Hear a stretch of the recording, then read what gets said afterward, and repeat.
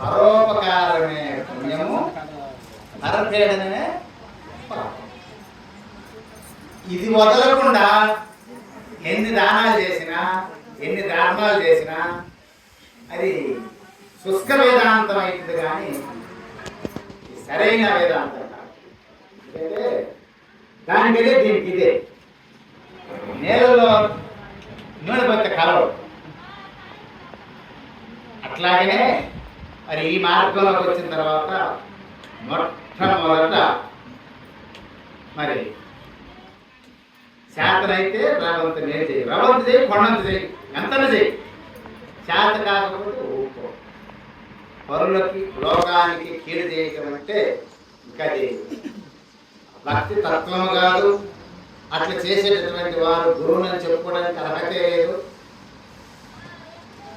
నా దగ్గర ఒక అమ్మాయి హైదరాబాద్ ఉపదేశం చేసింది. భర్త దెబ్బకు తట్టుకోలేక వచ్చి ఇంత సామాన్ని బయట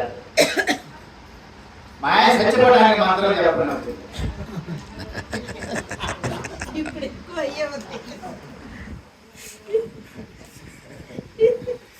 అసలు అసలు ఆయన మొత్తం తీసుకుంది. అందుకంట వాళ్ళ అమ్మ తీసుకుంది నా దగ్గర. తీసుకుంటే ఈ అమ్మాయికి ఏం చేస్తారు, ఆడపిల్లలు మగపిల్లలు లేరు. ఈ అమ్మాయిని ఎప్పుడు అందులో క్రిస్టియన్ మాత్రం ఈ అమ్మాయిని ఎడగొట్టి మళ్ళీ పెళ్లి చేసుకుంటే ఒక మొక్కలు కడుకుంటే ఇది వంశాంతరం ఉంటుంది అనే ఉద్దేశంతో ఈ అమ్మాయిని నాకు ఇబ్బందులు పెడుతున్నారు. పెడుతుంటే వాళ్ళ అమ్మ చెప్పింది కదా, మన గురువు గారి దగ్గర ఏదైనా ఉపాయం చెప్తాడు రాయని చెప్పి హైదరాబాద్ నుంచి పిలిపించి మంత్రి వచ్చిన తర్వాత విషయం చెప్పింది. విషయం చెప్పిన తర్వాత నేను కదా, అమ్మ మీ ఆయన కొట్టినా తిట్టినా ఏదన్నా నువ్వు మాట్లాడగా, నువ్వు మాట్లాడకపోతే ఎంతసేపు తిడతాడు, 10 నిమిషాలు తిడతాడు, 5 నిమిషాలు తిడతాడు, తర్వాత వెళ్ళిపోవాలి. ఇప్పుడు బుద్ధుడి గారికి ఒక ఆమె వచ్చిందంట. ఒక ఆమె వచ్చి మా అబ్బాయిని నీ శిష్యుడిగా చేర్చుకున్నావు,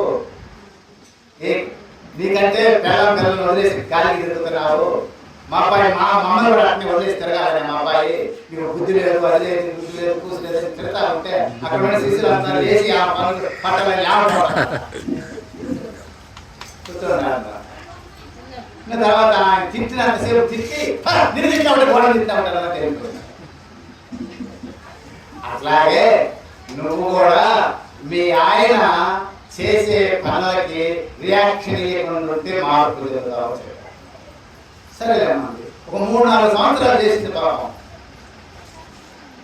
పూజ చేసుకొని పట్టం తీసుకుపోయి బీరువాళ్ళు కాలు వేసుకుంటారట, పట్టం బయట తీసుకుని కాలు వేసుకుంటున్నారు. కానీ అందరినీ నాకు అన్నం తీసుకుని గుర్తుంటే ఆ 3-4 సంవత్సరాలు చేసింది. ఇంకా మానలేదు, మా ఆయన చచ్చిపోవాలి మాత్రం నేను చెప్పా, అమ్మ చచ్చిపోవడానికి మంత్రాలు ఉండవు, ఒకవేళ ఉన్నా చెప్పకూడదు. ఉండదు నాకు తెలిసి, ఒకవేళ ఉన్నా కానీ చెప్పకూడదు. నీకు చెప్పారనుకో అతని గురువు కాదు. గురువుగారి దగ్గరికి వచ్చి మేలు జరగాలి, మేలు జరగకపోయినా సరే కీడలు జరగకున్నాడు. అట్లా నీ ఆయన చచ్చిపోతే మరి నేను చేసుకుని చేయాలి కదా, ఈ విషయం అట్లా నీ జీవితాంతం నువ్వు పరికరాన్ని బతికే కదా. ఎన్ని ఉన్నా కానీ భర్త లేకపోతే నీకు భర్తే కదా, ఆ పాప మరి నాలుగు కదా. కాబట్టి అటువంటి ఉండవు అని చెప్పి నేను చెప్పి నిర్మాణం చెప్పేసి పోయింది. ఆ సాధన చేసుకో, ఎదురు మాట్లాడాలి. ఇంక 2-3 సంవత్సరాలు అట్లా సాధన చేసేసరికి వాళ్ళ ఆయనలో మార్పు చెంది పిల్లలకి బట్టలు తీసుకొచ్చి పట్టాలు తెచ్చి బాగా బ్రహ్మాండంగా ఆయన సంసారం జరుగుతుందంట. అప్పుడు మళ్ళీ హైదరాబాద్ నుంచి గుంటూరు అవుతుంది. సత్యన పెళ్లి వచ్చినాక గురుగారు మీరు ఇంట్లో ఉన్నారా అన్నది. నేను ఇంట్లోనే ఉన్నానన్నా. ఇంట్లోనే ఉంటే ఎక్కడ పోవాలన్నది. ఇంక వాళ్ళ అమ్మగారికి డైరెక్ట్ మా నాగారికి వచ్చి మా ఆయన దేవుడు అండి నీదు పదగా మొన్న వచ్చినాడు మా ఆయన తెచ్చుకోవడానికి మాత్రం ఏమంటే 2 సంవత్సరాల క్రితం ఈ మా ఆయన దేవుడు అంటామంటే అవునండి మా ఆయన కష్టపడిన అసలు నా మంత్రంతో లేకపోయానండి. మా ఆయన నన్ను చెట్టబట్టి కొట్టబట్టి జుట్టు బట్టి ఏడబట్టి ఎన్నో ఇబ్బందులు పెట్టబట్టి ఆ దగ్గర తట్టుకోలేక నీ దగ్గర మంత్రం తీసుకున్నా. మరి మంత్రం తీసుకున్న తర్వాత ఇంకా కొంతకాలం అట్నే మంత్రం చేత కూడా ఇబ్బందులు పడ్డా కదా. ఆ తర్వాత ఎన్ని చేయబట్టే కదా నన్ను దేవతని చేసేవాడు మా ఆయన దేవుడు. ఇబ్బందులు పెట్టబట్టే కదా నేను ఈ మార్గంలోకి వచ్చింది, లేకపోతే నేను రాను కదా. ఇప్పుడు మీ ఇద్దరు దేవతలైన, నేను దేవతలైన ఆయన దేవుడు. అట్లాగనే తితిక్ష ఓర్పు అంటే ఎవరైతే తితిక్షతో ఉండాలో వాళ్ళ జన్మ ధన్యమవుతుందన్నమాట. అంటే మరుల తిట్టునోరు పాప పెంకెలంతో పెద్దలను నొప్పించిన శుద్ధి ఎరువును, నోటి మంచితనం పాటించి శుద్ధిని అని చెప్పి బ్రహ్మంగారు చెప్పారు.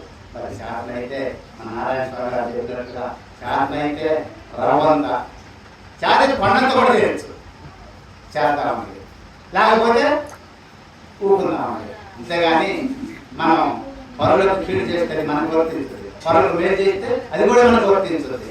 కాబట్టి నారాయణ చెప్పారు. వారికి మన అందరి తరఫున హృదయపూర్వకంగా నమస్కరిస్తూ మరి ఇప్పుడు మన అవిస్మరణానంద స్వామి వారు